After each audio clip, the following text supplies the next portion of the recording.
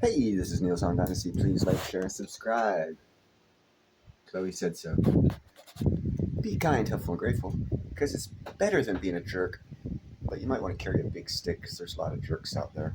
Oh yeah, and buy some silver, some platinum, and some crystallized osmium, because it's sound advice, and you'll want the money later. But that's not what this is about.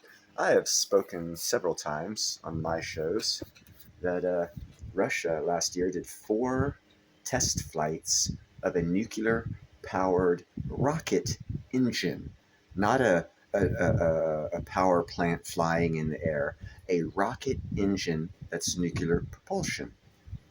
And 3 of them blew up, meaning there was 3 nuclear explosions in Russia somewhere last year. But one of them was successful.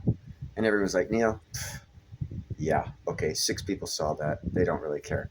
Okay, fine. Just like the Economic Ninja, I seem to bring you guys news a lot earlier than everyone else, and you should really listen because daily science,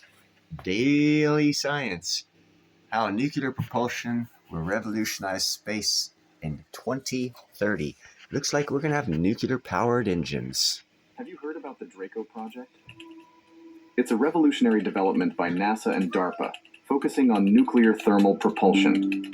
A demonstrator is being designed to be tested in orbit within the next 2 or 3 years. NASA was already working on thermonuclear propulsion in the 1960s, but back then, despite the promises, it didn't work out very well. And you might be wondering, what has changed since then? Well, science never stops. In the past 2 decades, incredible advancements in material engineering and manufacturing methods have brought this idea back to the table, now with more safety. The Falcon 9, for instance, has become one of the most reliable launch vehicles in history. Can you believe we are on the verge of exploring nuclear propulsion in space without major risks during launch? And that's not all. Nuclear energy can also be used to generate electricity in satellites, probes, and even inhabited bases on other worlds. Hold on a second here. I also did a report that England signed a contract with Rolls-Royce to have them delivered an SMR that can be used in space or on a moon base by 2030. These guys just said 2030. See there? 2030. Jeez. So yeah, I'm 5.5 years early with my information. But you know how Warren Buffett got rich? He invested 5.5 years early. Yeah, think about it. Imagine having a base on the moon powered by small nuclear reactors. But how will all this work? Let's find out. Using a nuclear reactor in space isn't exactly a new idea. During the Cold War, Soviet spy satellites used nuclear energy. And guess what? One of those satellites, Cosmos 954, re-entered the atmosphere above Canada in 1978, spreading radioactive materials over more than 100,000 miles. Scary, right? But don't worry. With today's advancements, the story is different. On the moon, for example, solar energy isn't as viable. The lunar day-night cycle lasts 14 days each, leaving the lunar surface in complete darkness for 2 weeks. Bringing tons of batteries to compensate for this period would be financially unfeasible. So, how are we going to keep a lunar base running during these long nights? That's where nuclear energy comes in as an obvious solution. Nuclear reactors on the moon have no chance of re-entering Earth's atmosphere, making them a safe and efficient option. Additionally, these reactors are small and robust. One example is Krusty, a prototype reactor that weighs only 295 pounds and is less than 6 feet tall. It can operate for 10 years without maintenance, producing enough energy to keep many equipment running. Incredible, isn't it? Nah, I knew about NASA it. is already working on a program called Kilopower, which started in 2015. 3 years later, Krusty was tested and proved promising. It uses uranium-235 and has an extremely simple structure, making it reliable and easy to operate. Its design includes heat exchangers, an electrical conversion system, and radiators that dissipate residual heat. Oh, by the way, what they aren't telling you about nuclear in space is it's freaking cold out there. And a lot of the problems we have down here with overheating, overheating, with reactors going, critical, is they overheat because they don't have a cooling source. Where if you go into outer space, everywhere is a cooling source, so it kind of negates the problem of that critical mass thing that we have here on Earth. Total different style of nuclear. All this makes Krusty an efficient solution for generating electricity in space. And how does the conversion of heat into electricity work? Krusty uses Stirling engines, which are powered by the heat from the reactor's core. These engines are connected to heat pipes that transport the heat to the engines, where it is converted into electricity. The redundancy in the system ensures that even if some pipes fail, the reactor can still operate efficiently. During tests, Krusty managed to produce $1 kilodollar of electrical power, enough for various operations in space. But NASA doesn't want to stop there.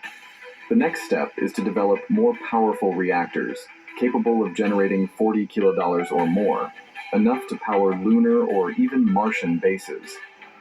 Imagine having a base on Mars with enough energy. By the way, you can tell this is an AI generated speech program because he's calling kilowatts kilodollars. And anyone who can read or write English would understand that's wrong, except for a supercomputer, because they're like children still in learning. Energy to support human life for long periods. And the most interesting part is that these reactors will be compact and portable, allowing their installation in different locations on the lunar surface. Hold on. What he's not saying is micro, not small, but micro nuclear reactors are going to be used in space by 2030. Gosh, if only someone out there on YouTube was talking about small and micro nuclear reactors and letting you guys know about these companies that are building them for our future. Oh, that's right, I am. Nuclear energy can Only also few of us can be revolutionize rich people. Only spacecraft few of us. propulsion, significantly reducing travel time between Earth, the Moon, and Mars. This would not only speed up missions, but also reduce astronauts' exposure to radiation in space. Exploring the solar system would become more accessible and safer. So, what's next? NASA has already contracted private companies to develop these more powerful reactors. The first prototypes should be ready for testing within the next decade. And we are not alone in this space race. China and Russia are also working on their own nuclear reactors for lunar exploration. And I'm the one telling you about Russia. With plans for deployment between 2033 and 2035. But don't think that nuclear energy in space is only about reactors on the moon. It has the potential to drive space exploration in ways we can't even fully imagine yet. Hold on a second here. Hold on a second. I've got an imagination. I can see a Niels Han Dynasty nuclear-powered rocket engine taking my beacons out to the fucking Kuiper Belt and landing them on asteroids so I can claim the wealth and spend it here on Earth. Because that's what the global world space organization voted for as a law. All you have to do is drop a beacon on an asteroid, and that beacon will tell you how much value of whatever rare elements and minerals is on that asteroid, and you just your bank account went up. Don't you wish you knew that earlier? Yeah, that's actually a thing. So you can go out there and you can a couple $1 million, launch a rocket, get out there to the Kuiper Belt in a couple 6 months, 9 months, and be a trillionaire. Holy cow, is that possible? To fuck yeah, it is. The possibility of faster and safer interplanetary travel opens up a whole new range of opportunities for humanity. Let's explore a bit more about how these advancements are possible. The materials and technology used to build these reactors are highly advanced. Metal alloys and ceramic coatings, for example, are designed to withstand extreme temperatures and hostile environments, such as deep space. Additionally, manufacturing methods like 3D printing allow the creation of components with unprecedented precision and efficiency. And why is nuclear energy so important for space exploration?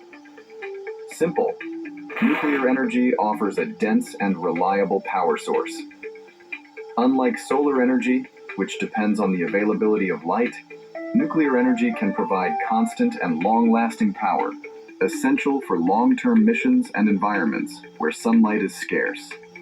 I'm going to end it right there, people, because I've given you too much information about what the future's going to bring and where you shouldn't conceivably think about future investments longer than 1 day or 6 hours, for all you crypto folks out there. It's actually a Warren Buffett style of investment. Like Berkshire Hathaway used to be a dollar or two a share. Now it's like $10,000 and they've split it twice. Which means actually, if you own the fucking original shares, it's worth like $80,000 per share, and you could have got them for a dollar if you bought them 5 years in advance. Yeah, 5 years in advance. Just gave you the video, folks. Invest appropriately, become wealthy. Join me.